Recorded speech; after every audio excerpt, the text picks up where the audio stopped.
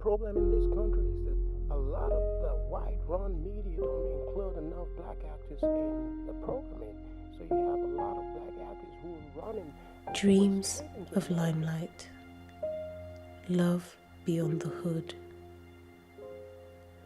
Hold out, seek out, justice for my daughter's plight. The first black person that I saw on television was probably, it's a toss-up between the actor in Roots, because Roots was screening in the early 70s when I was a child. And there was also a program called Love Thy Neighbour, which was about racist white people and a kind of comedy race war that happened between two neighbours. One family was white, the other family were blacks. In 2012, the population of black, Asian and other minorities in the British television and film industry behind the camera fell from 7.4% in 2009 to 5.4%. The number has continued to decrease. On-screen roles are also fast dwindling as well, leading to a migration of British black actors to the world capital of film and television, Hollywood.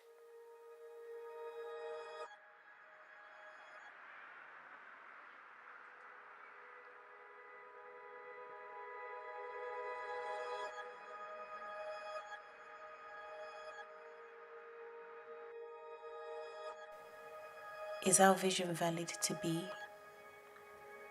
Lupita held. The world saw. The Windrush Exodus. A pocket full of tales. Not many happy still. We are a fighting bandit. Black actors in Britain have continued to complain of being given stereotypical roles. Where did it all start from, and where are we heading? I can be a little fussy about scripts. You know, if I think a script is saying the wrong thing, I would not appear in it.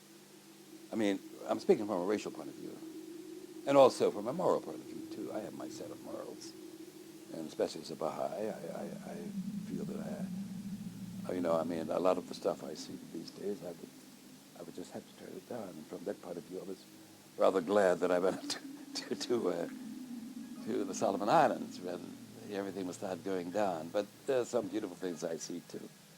I think that there was some attempt at creating some progressive images of black people on television at that time through predominantly the soaps, I seem to recall. I remember a series called Angels, which was a hospital series, and then following on from that there was EastEnders, and in the very early days of EastEnders there were a number of minority groups who were represented. The other representation I saw was, now certainly looking back, quite negative representations in comedy programmes. I particularly remember comedians such as Kenny Lynch. There was also a comedy performer called Gary Wilmot as well. And occasionally there used to be racist kind of jokes that would be incorporated in light entertainment programmes in the 1980s. And certainly looking back at those, they were quite offensive, but they weren't as offensive as some of the material that happened in the 1960s and 1970s on television, which were overtly racist. Do you remember the roles you played in Danger Man? Well, most of them were African parts, you know, ambassadors, and I think one or two gangster-type parts too. But mainly about Africa, most of them, and maybe one or two about the West Indies and so on. I was in at least 6, maybe 7 of them. I can't remember, but at least 6 I remember. It really is down to the responsibility of a few gray-haired men, okay? They necessarily don't have the most creative view of black society, I have to say. Some do and some don't. According to researchers from University of Toronto and the University of Milano Bicocca, white people do not connect with black protagonists because of their degree of mental activity. According to them, A vast majority of white people don't like black movies because they lack the empathy necessary to identify with black characters. I think the idea that mainstream audiences or white audiences cannot connect to a lead black protagonist is completely absurd. Because if we look back over the last 30 years of films, Eddie Murphy, at the time, he was one of the most popular actors in the world, certainly one of the most well-known actors in the world. You could go back over 40 years and find even more examples, Harry Belafonte, Sidney Poitier. Audiences go and see stories that interest them, with characters that interest them. And I think there's a lot of fear in terms of the people who greenlight productions about audiences identifying with black characters. They shouldn't have that fear. The audience never gets a chance to find out whether they're going to connect or not, because the people who are making the decisions, they think that the audience will not connect, therefore they don't commission the work. It's difficult to have a definition of what a black story is or what a white story is. I think these are human stories, so they should affect everyone. It doesn't matter what ethnicity they come from. It's like saying if you watch something which is set in the Victorian era, well, we don't live in the Victorian era, so those things don't affect us because we live in a modern society. I mean, the picture that I see is beautiful. The painting that I see is amazing because I see people who are strong and I see people who are bravely telling their stories with truth and honesty, you know? Because I believe in that so much. I believe in that so much and I know it's going to happen. But we just all need to sort of, you know, get up and say, we're doing it. Because if we all do that, I think it's going to be, it's not going to be called, you know, it's not going to be called a black film. You know? Because at the moment, it's like, it's a black film. You know, you don't call a film a black or orange or a white or a blue film. You call a film a film. It's art. That's their own racism that they haven't admitted in themselves, that they want to actually box characters and box the way the public perceive things. The public like great stories and they like characters they can identify with. And sometimes they even like characters they don't identify with. But it's not about the race, it's about actually the quality of the story. I mean, it's not that long ago when, certainly in Britain, it was in 1980, there was a BBC production of Othello, Shakespeare production of Othello, when it was argued that there wasn't a talented enough black performer to take that role on television. And that part was subsequently given to Anthony Hopkins, who was blacked up on screen. Donald Sinden at the Royal Shakespeare Company around that time also played Othello, and he was also blacked up. And that was back in 1980, which isn't that long ago in television terms. Now, that was rubbish. Okay, there were very good actors around that time in the 1980s that could have very successfully played that role. But for whatever reason, that was the position that certainly the BBC and the RSC took at that particular time. Now, for somebody like Lenny Henry, who is renowned for his comedy work, to take on board a performance like that is certainly very encouraging and adding more weight to the role of Othello on stage as a result of all of his comedy work and so on. And of course, the good thing about having Lenny Henry was that when he kissed Desdemona, the makeup didn't rub off, which was always the problem with Anthony Hopkins and Laurence Olivier, who did the very famous version of Othello on film. I think sometimes it seems like there's 2 steps forward and then there's 1 step backward. I mean, that's how it feels like to me. And I think sometimes you get some great advances, and then sometimes it feels like, have we actually moved anywhere at all, you know, in terms of equality in casting and equality of roles. So I think it's very important that we have writers, you know, people who can be producers, you know, and put out stories out there. I think firstly you need to have an industry enough, you know, it has to be bigger enough to accommodate so much because there's so many actors. And so I wouldn't really call it discrimination. I would just call it, we need more material for people to be able to, you know, to get the opportunity to do it. And it's not just in Britain alone, it's in America, it's in Africa, people need the platform to be able to tell their own stories. And I think that's where it needs to start from. Do we have enough platform? Do I have enough platform for me to step out and be able to tell my story? In Britain, period dramas are commonplace, but are also almost entirely the reserve of white casts. So, if these black talented actors are not casted in the roles they deserve, why aren't there more black British films? We like a nostalgic, rose-tinted view of the past.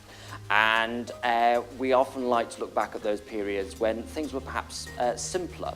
And I think at a time when there was a lot of confusion, a lot of conflict and so on, I think audiences yearn to return to a much earlier period when things were much easier perhaps to understand and appreciate. I mean, the one thing that always bothered me, because I love period pieces. I studied Jane Austen, I studied Shakespeare a great deal, and I've always been wanted to be in 18th century period pieces. I like those kind of plays, and I like to be able to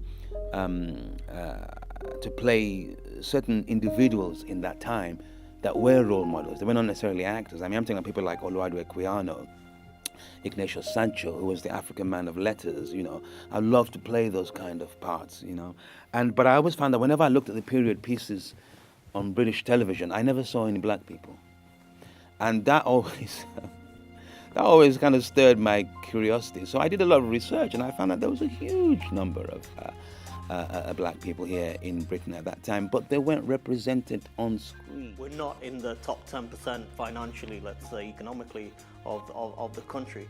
And so there are many basic matters that black people are concerned with. Putting food on the table, making sure that the gas and electricity works, making sure we've got a roof over our head. These core matters tend to take priority over the more self-actualization, becoming the best actor I could be and things like that. Is somebody likely to make money out of this career or not? And that's why many black and Asian parents discourage their children from having careers in the arts. I mean, we come from backgrounds where we should be, doctors and lawyers and, some people housewives, so I think that it comes from way back that, I'm sure some of my friends that wanted to do acting were told by their parents, why do you want to do that? Do you want to live without a job? My father sent my poems off to magazines all around the country in the U.S. when I was only 16 until some got published. So my first, publication was 16, and that was with my dad's help. My mother, who's more practical, she never even liked the fact that I read English literature at university. Even if I went to Cambridge, she still didn't like that I did English because she felt that I would have a harder time making money when I grew older. And of course, now that I'm older, of course she was right. It is harder to make money. And if you're going to be an artist and you don't come from money, and I don't come from money, I don't go to the bank of mom and dad. I've got to actually make my own way. And that means that I'm poorer than I would have been with those kind of degrees if I had just done something else. We're atomized. We're all so busy trying to hold things down that we can't come together. And it's trying to make that space, trying to free up enough space for everyone to be able to come together. And I must say that I have many artists, friends, black writers, black dancers, black musicians, black filmmakers. And we do sit around and talk and occasionally pull tentative projects together. But always, somebody has a crisis. They really need to go and do some work, and they'll go and work in a call center for 6 months, and then the project kind of deteriorates while we're waiting for them to come back. Being a woman and black and being an artist and wanting to be a director, especially being a director, there aren't that many women directors, black or white. You see fewer of them running buildings and things like that, fewer that are actually in the chain of command, if you want. So being a black woman, that's an extra challenge. I think that for a lot of women, when they have children, is when they begin to drop out of the scene, unless they've got the resources basically to be able to pay for a lot of childcare. I could talk about women being seen from the perspective of otherness. Black people, in terms of mainstream media, are seen from the perspective of otherness, of exoticness. And it's because of that, black people actually watch themselves on television looking for any moments when actually they're portrayed just as being people and not being representative of types of black people. Because I think the media tends to represent black people as types rather than as real people. Stereotyping as a form of kind of casting tends to happen for a variety of reasons. I think one of the reasons is that in terms of television today, everything has to be immediate. Okay, there's no space for development in the sense of allowing a series to grow, to have to build up an audience. TV companies today are looking for instant successes, and that instant success can in some ways only be achieved through a kind of shorthand form of communication. Channel 4 have a large amount of black people cast. They have a large amount of compared to other channels, a large amount of stories about leading black characters. However, the vast majority of those stories are about gangsters, male gangsters. So you start to wonder, well, actually, what sort of image is that presenting? Is that the only story that is worth telling about black men, or in general about black people? It's not just black people who are suffering this, I think. I think also there's a bit of stereotyping with people from other social status. Working class people tend to be seen as thugs and cast as thugs and that sort of thing. And people have come, and this is white British people moving over to America, over to Hollywood to avoid the stereotypes. In fact, one of my best jobs, theatre-wise, and I wish I had more of that, was with a lady called Fiona Shaw, who's she's a well-known actress here, and we did a play called Widows' Houses by George Bernard Shaw, and I played like a kind of an English gentleman, you know, who went traveling abroad with his friend, and we performed that at the National Theatre, and that was what I will call colour-blind casting. You know, I was just cast for the role because she saw me, I auditioned for her, and she liked what I did, and so she cast me in that role. And those kind of roles are few and far between. I wonder whether the problem may in part be because there are not many scripts being written which have parts which fully challenge black actors to be a character that has an interest and a depth. I think many of the scripts that certainly I come across and I've read, and many of the films that I've seen, have characters who are like waiter or, you know, thug at door, doorman, bandit number 1 or robber number 2, you know, and there's a very limited opportunity for black actors, I think, to perform roles that are interesting. And there are kind of 2 solutions. One is to start writing your own scripts, which several of us have done, and the other is to go to America. And I think of the 2 routes, America is faster. So that's probably why they go. I think that every person who seeks their profession or seeks their vocation should go where they feel that their vocation can be satisfied. So black actors going to America, I think they're making the right decision for them because they want to challenge themselves, and because actually America is the centre of cinema culture for the world. First 10 years, you know, I was very active. I was very energetic, very passionate about wanting to be a well-known actor here in the United Kingdom. So when after the first 10 years, I was still struggling to pay the rent, then things became tough.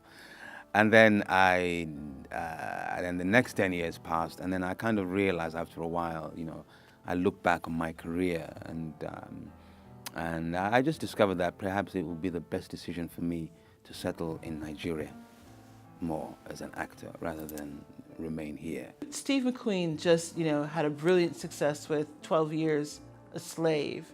And he is a British-born director, and you would wonder whether that would open up more doors for black homegrown talent in the UK. But Steve McQueen moved to Amsterdam, I think, as an artist long before he went into film, because he found that doors were not opening for him here, whereas in Amsterdam he could do his work, and he got the kind of encouragement and profile that made him able to grow as an artist to the artist that he is now. If he hadn't gone to Amsterdam, I really doubt that would have happened. I think it's great that people like Idris Elba, people like Naomi Harris, all those beautiful actors, British actors, go out and, to Hollywood and find their dreams. And I think that's great. Why not do it? Obviously you come back home and do the work at home, but if there's an opportunity out there that calls, yeah, I think that's a very wise thing to do, more especially if you have big dreams. I think part of me thinks that it's also quite a sad thing that a number of actors are seeing it in that way, in the sense that they don't feel that there are enough opportunities in Britain for them through film and television for the kinds of roles that they would like to do. So it is a bit of a double-edged sword in many ways. I think it is in many ways a great shame that there are some very good actors who are leaving Britain to go to America. But all is not lost. I think that today, American television and American film are very much a part of our culture today. So we experience Hollywood, if you like, more frequently than we did many, many years ago. Just last night I was at the opening of a play, and I was talking to a black actor that I've known for quite a while. He just did a show down in London with Marianne Jean-Baptiste, who of course is a great black actress from the UK, who's won an Oscar and everything. And she did this play, it did really well in London, and they didn't pick up on it. She came back to do the play just to see if something would happen, because of that, but nothing did, and she went back to the States. Not so many people are blessed or fortunate enough to be in that, I guess, level that certain people get to. So I think it's great that people come back and sort of inspire, I remember when Lupita got an Oscar, and she said, this sort of says that to every actor out there, to every young black actor that looks like me out there, that, your dreams are valid. And I can imagine how many people were sort of touched by that. We do get weighed down with responsibilities, with disappointments, with rejection. But sometimes you do see some black person who has succeeded despite all those things going against them. And that is an inspiration, and that is important. But the most important thing is simply to hold on to that kernel of belief in yourself. And that kernel of belief mustn't be contingent on others. If you only are going to have faith in yourself, if many, many others are saying, yes, you're doing well, then, it's hard. You have to hold on to that kernel of belief, so that when everybody is saying, no, you're crazy, this can't be done, go check yourself into some medical unit and have your head checked. You've got to hold on yourself to that belief. And how you do that? Through role models, through examples, neighbors, through people through history who may have done that. Let's reach out, let's see who else is out there, what have they got, let's put the call out, let's put the word out. It's re-educating the mindset, it really is. And for that to happen, you've got to have black actors and black producers being extra creative, being extra entrepreneurial. If you were primarily only an actor and you were waiting for that phone to ring and it's not happening, or the roles that you were getting are stereotypical ones and you can't, fully commit to something like that because it's against what you believe in, then I think then it sort of falls back on people doing their own work. So you have the phenomenon which is growing rapidly of short YouTube series and short web series, which are free to view, which some of them are aimed at being just showcases for the talents of those actors and directors. Some of them are actually aimed at being simply there as products in themselves. And I think those are growing, and you could say that Meet the Adebanjos is an example of that. There are a few more examples in this country. So I think I think there's opportunities in that sense. Robustness of project and the robustness of the people who are involved. You know, you have to have a persistence, a determination, a drive, just like Bessie Coleman, a decision that, you know what, if I have to go to France, if I have to learn French, if I have to raise money, you know, because she was the daughter of, I think, slaves, or not more than 1 or 2 generations away from slaves, you know, she didn't have money, you know, she went to work at college, but in the end I think she ran out of money, she couldn't finish the college course, but she just showed so much determination, and that's a great example for us, you know, that determination, that creativity as well. I